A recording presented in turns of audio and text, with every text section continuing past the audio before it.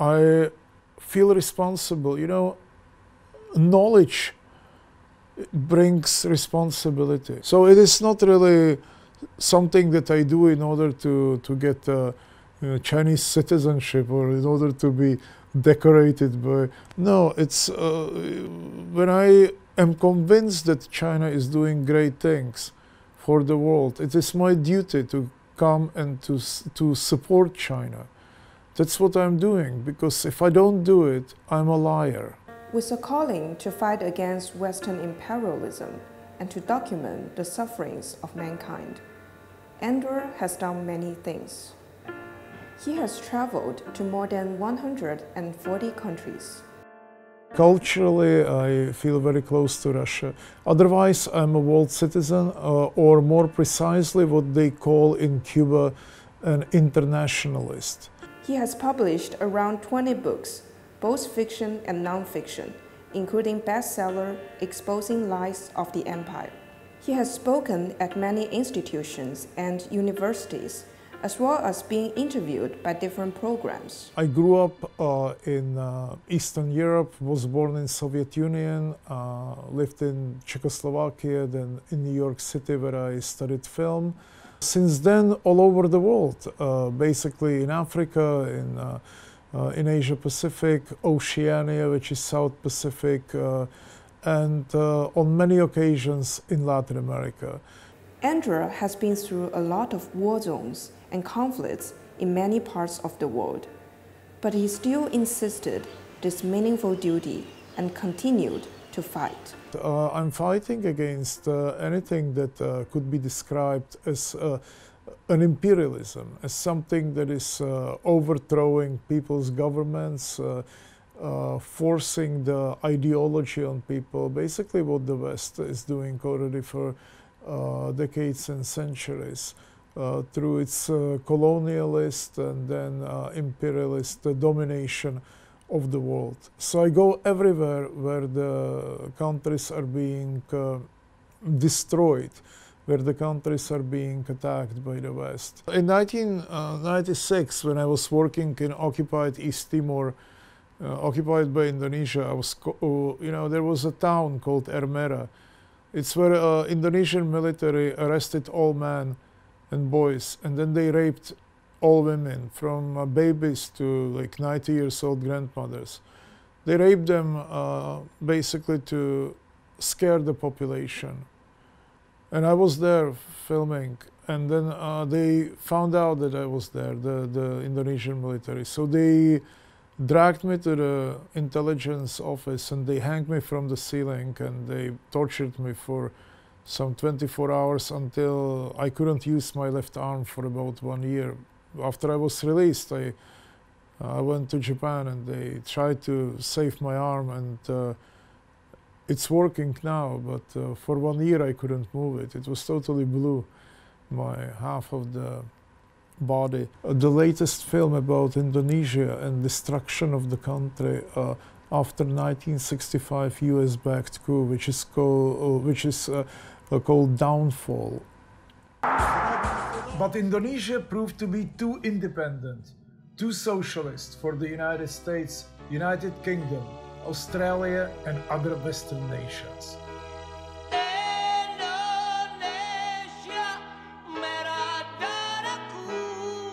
A film that took 15 years to complete. I was many times under shelling, under attacks. I was condemned to death twice. Once in Peru during the Civil War. I don't know, I mean, if you look at my body, it's full of scars. And very often I get myself to the very dangerous situations. Like in Afghanistan, I was staying in the Intercontinental Hotel always. It's just a name, Intercontinental. Actually, it's a skeleton of what it used to be. There was a crew of pilots from former Soviet Union, and they were flying Khmer, very nice guys, and they were flying heavy lifts, and they were also flying passenger planes. And once I left Kabul, and a few days later, terrorists took over a hotel and they executed all of them at the breakfast table where I was sitting with them every day, and it was just a few days after I left. So of course, if I would be there, I would be gone as well. I got myself to all sorts of terrible war zones situations and even if nothing physically would happen, very often, like in Idlib that I mentioned, you know, I was walking through the road that was just liberated by Russian troops and by the Syrian army with a group of soldiers. And we were talking about how the occupation by ISIS really was, and we visited villages, talked to villagers. And suddenly one of the soldiers stopped and he said, "Oh, actually, you should be a bit careful because this stretch is when my brother got blown up the day before yesterday." This evening, Los Angeles remains hot, quiet, tense, and dangerous, and 28 people are dead. But the reason is not career. It is basically a state of the world, the horrible state of the world which I witnessed in all countries, in all parts of the globe. I visited more than 160 countries. And my conviction, actually, I'm convinced that only the struggle against imperialism can save billions of human beings who were tortured and destroyed for all these centuries. I think that Western imperialism is actually the only problem this planet has. So I go where the Western imperialism is at work, and I'm looking for patterns, for how things are interconnected. Because there is nothing new what they are doing, for example, in Hong Kong. It was done in many other parts of the world. So I'm trying to show pattern, and I'm trying to show how their propaganda and then how their attacks against countries that are standing on their way, how does it work? I mean, what we saw in Hong Kong, for instance, is nothing new. It happened in every part of the world. I think the same thing was happening here in Hong Kong. Through your education, which is still very British, through certain media channels that are fully controlled by the West, through NGOs and governments from the West that are subsidizing riots. They achieved the fact that almost half of the population here suddenly believed that there is something great that can be found in the past when Britain was colonizing this city.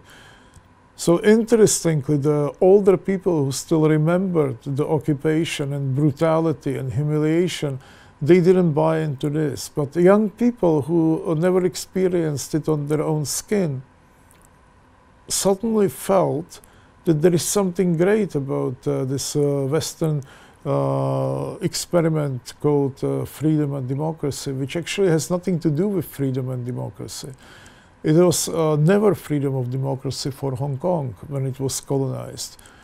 It was humiliation, it was occupation, and it was suffering for the people of the city. But the propaganda managed to portray it so that almost half of the city went to protest, demanding that this horrible time actually returns, waving British flags, American flags, and other flags, German flags.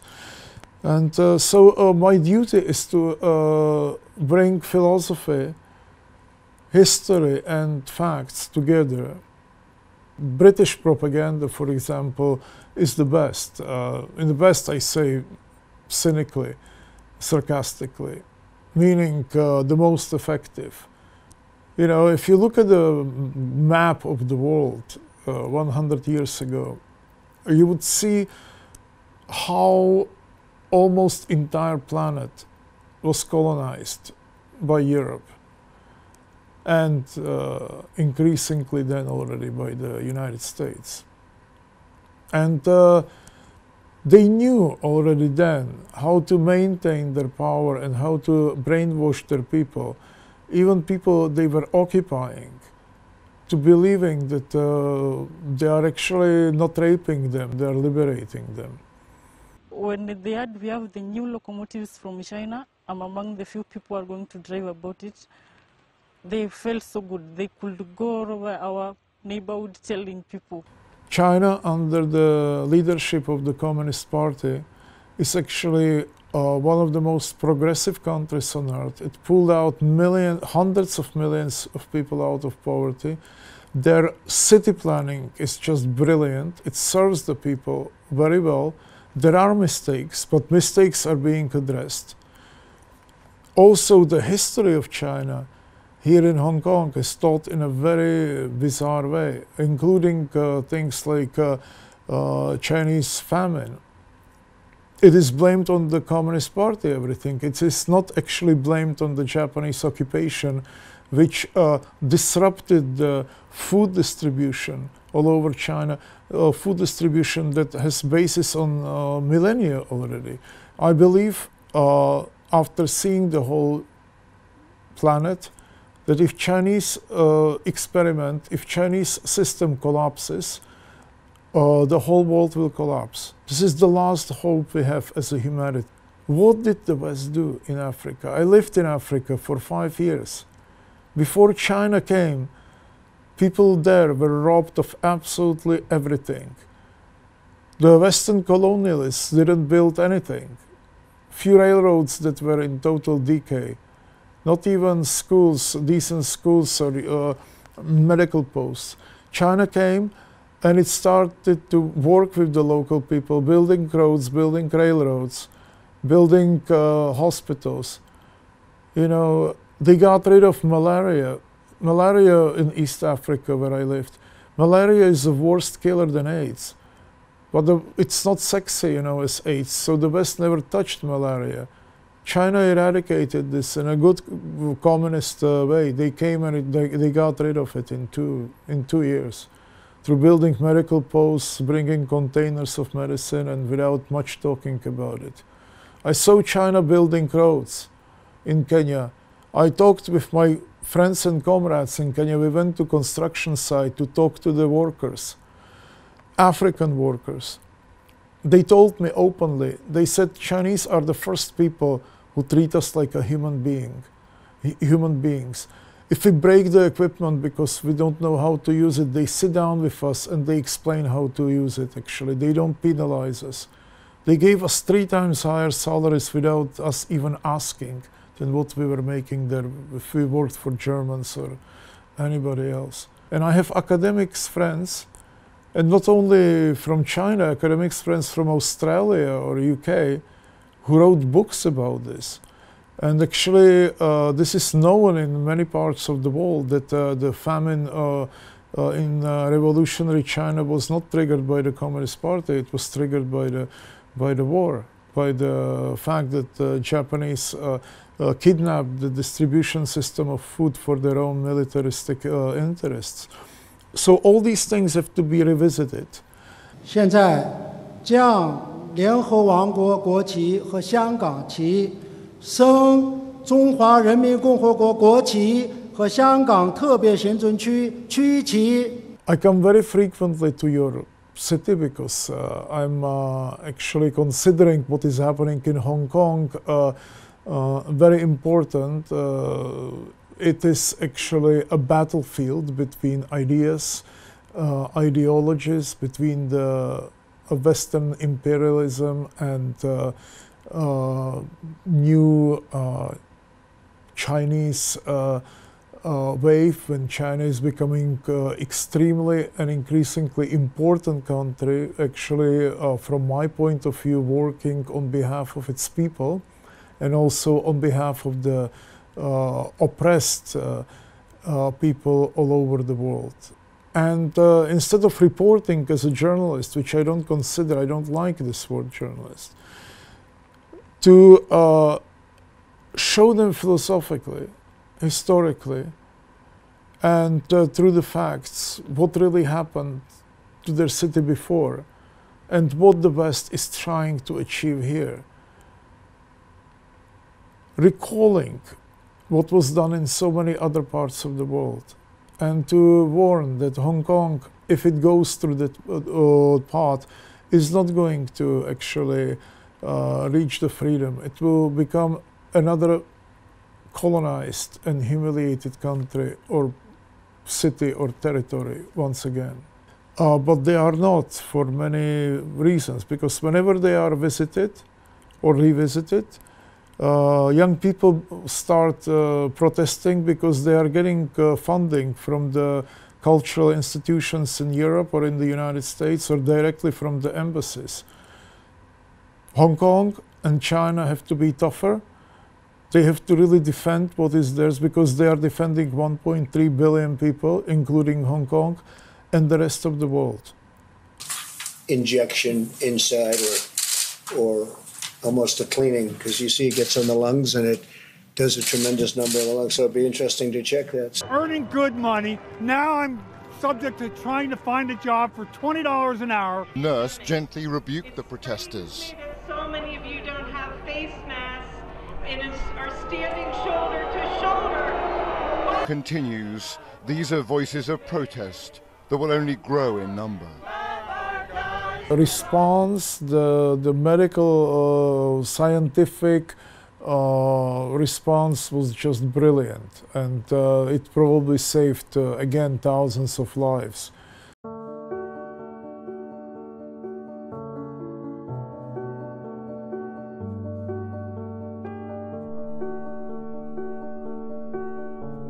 So I'm very impressed. But China should not be isolated from abroad. The racism that we saw in some countries, unfortunately, like the United States and even the Philippines, is totally uncalled for. We should really combat it because there is, and again, I'm not even going to repeat it here because it's so ridiculous and so malicious. In summary, again, China reacted in a very impressive way, and there is no reason to panic. We should all stick to preventive measures and cure the people who are affected. What Hong Kong rioters wanted to do is definitely not a solution. To close the centers that are going to treat people who are infected or in quarantine, that is actually repulsive, and that also shows how low is the culture of some of the rioters who already damaged this wonderful city. China does things very correctly, and if anything, it's a victim of coronavirus. It's not a cause. There were some very terrible fake news coming from many Western outlets about how coronavirus was born.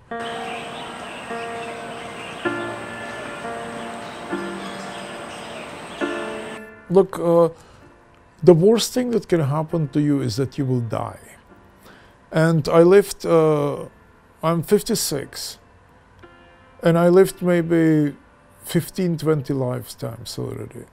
And I enjoy my life tremendously. So I would love to live here until, be here until 90 or something. But I'm not going to sit down and shut up. I love this struggle. If I would sit down, you know, my eye got injured in Borneo now. I couldn't see for 3 days.